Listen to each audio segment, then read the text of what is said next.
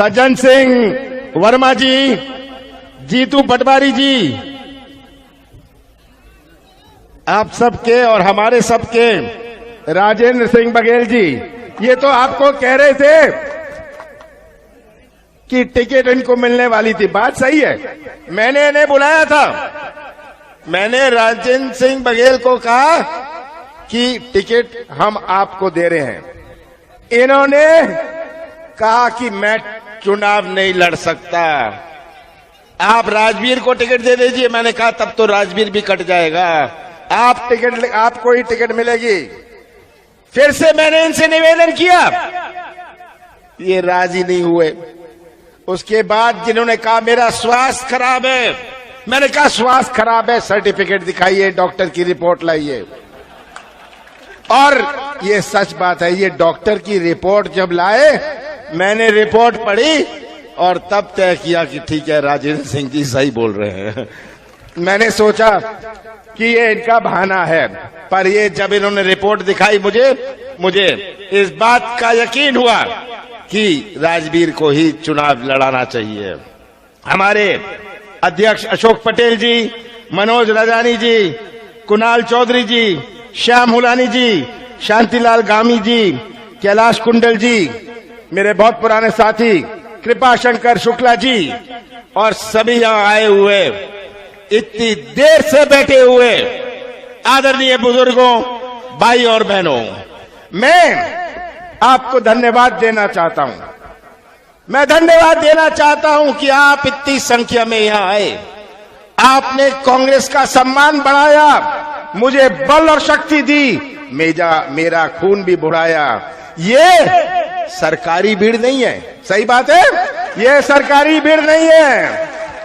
शिवराज जी जाते हैं, collector, deputy collector, SDM, तहसीलदार को कहा जाता है कितनी भीड़ लाओगे, सरकारी भीड़ आती है। मैंने तो एक कलेक्टर को फोन किया, क्योंकि बहुत भीड़ थी, मैंने कलेक्टर को फोन किया कि तुमने आईएएस बनने में बहुत ट्रेनिंग ली थी, पर तुमने भीड़ जमा करने की भी ट्रेनिंग ली थी क्या कभी?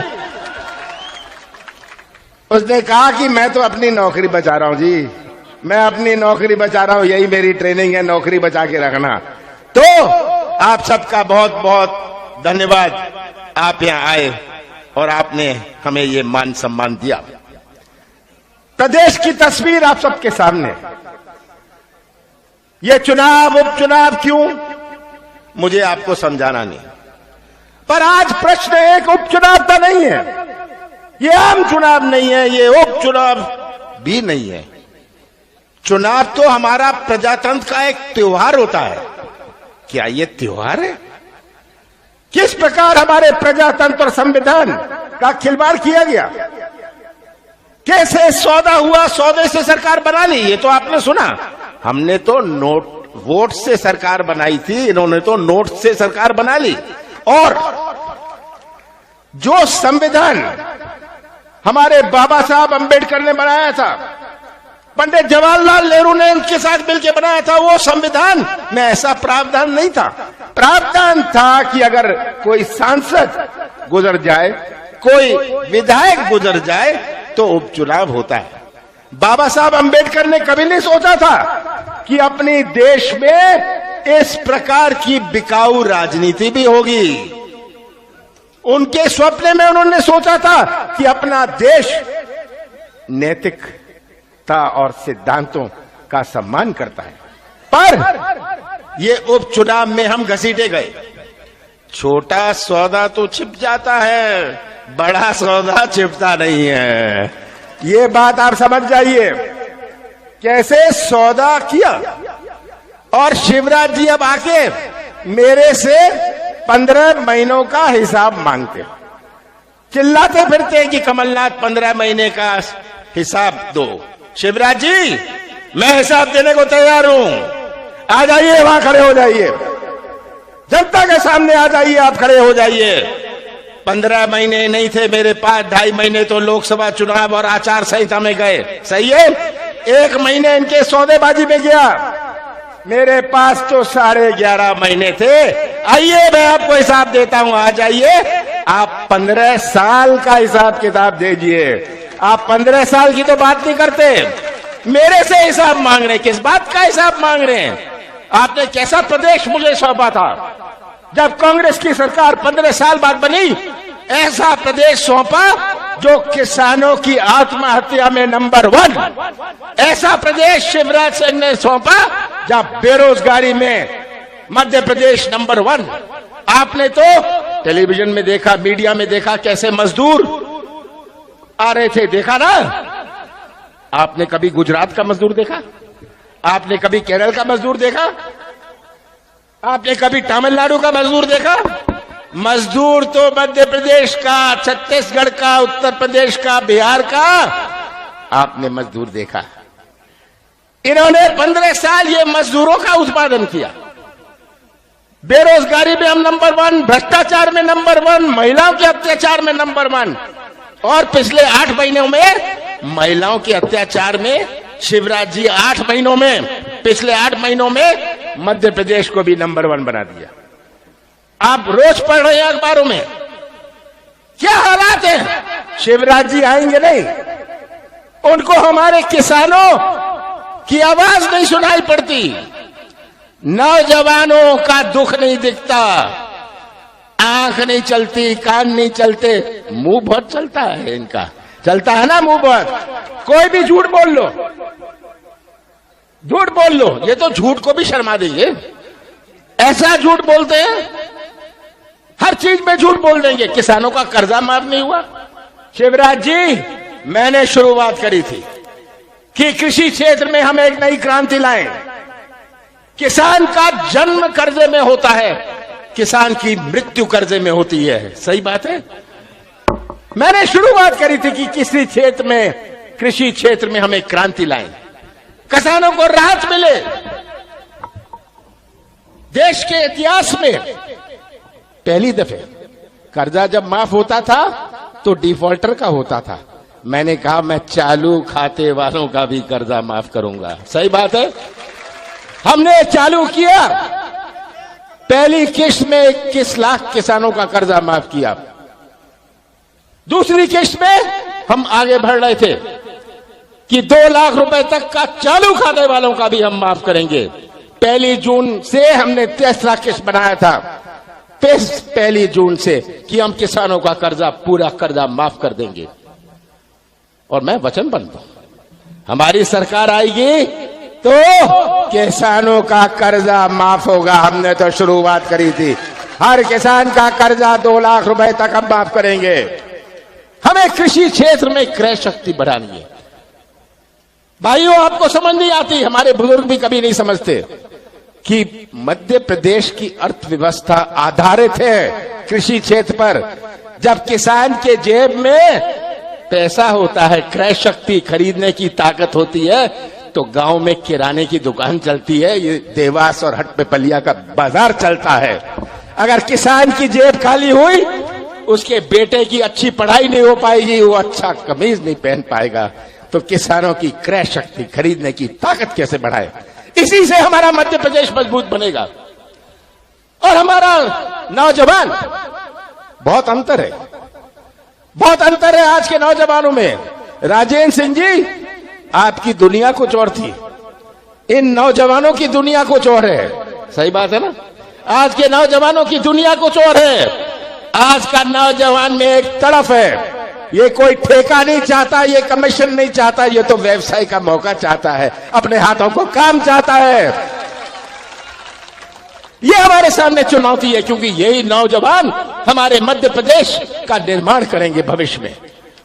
हम सब ने तो अपना जीवन काट लिया, प्रजातंत्र हमारे साथ थी, संविधान हमारे साथ था, मूल्य हमारे साथ थे, सिद्धांत हमारे साथ थे, पर ये नौजवान जो निर्माण करेंगे भटकता हुआ, ये नौजवानों के भविष्य का क्या होगा? कैसे मध्य प्रदेश का निर्माण होगा? और जितने उद्योग लगते नहीं मध्य प्रदेश में 15 साल में, उससे ज्यादा उद्योग बंद हो जाते हैं। ये कलाकारी, तरह तरह का कार्यक्रम, इन्वेस्टमेंट समिट शिवराज जी करते थे। केवल ये मीडिया की राजनीति, केवल झूठ बोलने का मौका। उनको माइक दे दो, माइक दे दो, मंच पर खड़ा कर लो और उनकी झूठ की कथा शुरू हो जाती है। ये शिवराज सिंह जी और ये भारतीय जनता पार्टी जो कहते थे किसानों का नफा हम दोगुना करेंगे, इसका जवाब नहीं देंगे। जो कहते थे 20 लाख करोड़, याद है जब कोविड हुआ 20 लाख मोदी जी ने करी थी ना। बहुत उस्ताद है, बहुत उस्ताद है ध्यान मोड़ने की राजनीति। पाकिस्तान की बात करने लग जाएंगे, चीन की बात करने लग जाएंगे, राष्ट्रवाद की बात करने लग जाएंगे। कौन से राष्ट्रवाद की बात कर सकते हैं आप? कोई भारतीय जनता पार्टी का नेता है जो स्वतंत्र संग्राम सेनानी हुआ हुआ है? मैं तो पूछना चाहता हूं, नाम बता दीजिए। एक नेता नहीं इनका, एक नाम भारतीय जनता पार्टी नहीं ले सकते जो स्वतंत्र संग्राम सेनानी हुए। और ये राष्ट्रवाद का पाठ कांग्रेस को पढ़ाने आए। ये आज तस्वीर आप सबके सामने है। मैं तो आप सबसे कहता हूं कि ये जो झूठ की राजनीति है, जो कलाकारी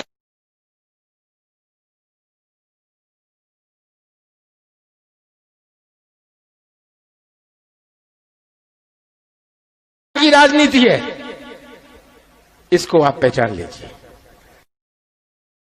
मध्य प्रदेश के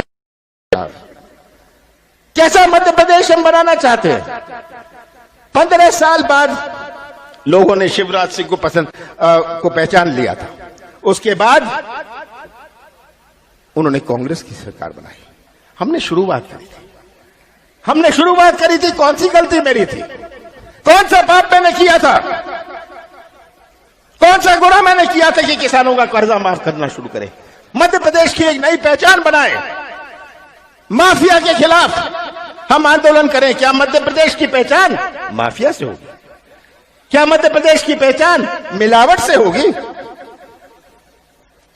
नई पहचान बने। मध्य प्रदेश की तुलना छोटे छोटे प्रदेशों से ना होए, पिछड़े क्षेत्रों से ना होए, प्रदेशों से ना होए। मध्य प्रदेश की पहचान बड़े बड़े और विकसित प्रदेशों से हुए। पर हमें वैसा मध्य प्रदेश बना। मैंने शुरुआत करी थी। कौन सी गलती करी थी कि बिजली के निर्णय लिए? कौन सी गलती थी कि हम यहां देश नहीं आने वाला? ये तो एक विश्वास जब होता है प्रदेश में तभी निवेश आता है। ये आप जानते हैं, आप भी उसी दुकान में जाते हैं जहां आपका विश्वास होए। कौन सा मैंने गलती करी कि 27% मैं पिछड़े जाति को आरक्षण दूं? कौन सी गलती मेरी थी कि हमने कहा हम गौशाला बनाएंगे? और गौशाला का ऐसा कार्यक्रम शुरू जो कभी देश में इतिहास में नहीं शुरू हुआ। आप गवाह हैं। ये सब आपके सामने है। कौन सी गलती करी थी? कौन सा पाप मैंने किया था? मैं बताता हूं। मैंने सौदा नहीं किया। मैंने सौदे की राजनीति नहीं करी। मैं भी सौदे की राजनीति कर सकता था, पर मैंने कहा हम सौदे की राजनीति नहीं करते। कांग्रेस में ये हमारे सिद्धांत नहीं है। कांग्रेस में हमारी ये संस्कृति नहीं है। कांग्रेस की संस्कृति तो जोड़ने की संस्कृति है। हम दिल जोड़ते हैं, संबंध जोड़ते हैं, हर समाज को, हर धर्म को जोड़ के रखते हैं। यही कांग्रेस की संस्कृति है। कांग्रेस की संस्कृति सौदे की संस्कृति नहीं है। ये गुनाह मैंने किया। अगर मैंने सौदा कर लिया होता तो आज ये उपचुनाव और ये सब नहीं हुआ होता। तो मैं तो आपसे इतना ही कहूंगा, ये तस्वीर देख लीजिएगा, तस्वीर देख लीजिएगा। जाति छोड़िएगा, धर्म छोड़िएगा, मध्य प्रदेश का भविष्य देख लीजिएगा। ये नक्शा आप सबके सामने है और मुझे पूरा विश्वास है कि ऐसा प्रदेश जो शिवराज सिंह ने बनाया, जहां किसान बिना दाम के, नौजवान बिना काम के, जनता पूछती थी कि शिवराज आप किस काम के? ये प्रदेश को हमने बदलना है और मुझे इस बात का पूरा विश्वास है। आज आके आप सबको देखते हुए दूर बैठे होंगे आप, पर प्रदेश का भविष्य आप सबके हाथ में है। और अगर आप सबने अपनी कमर ठान ली तो मध्य प्रदेश की विधानसभा में कांग्रेस का झंडा लहराएगा।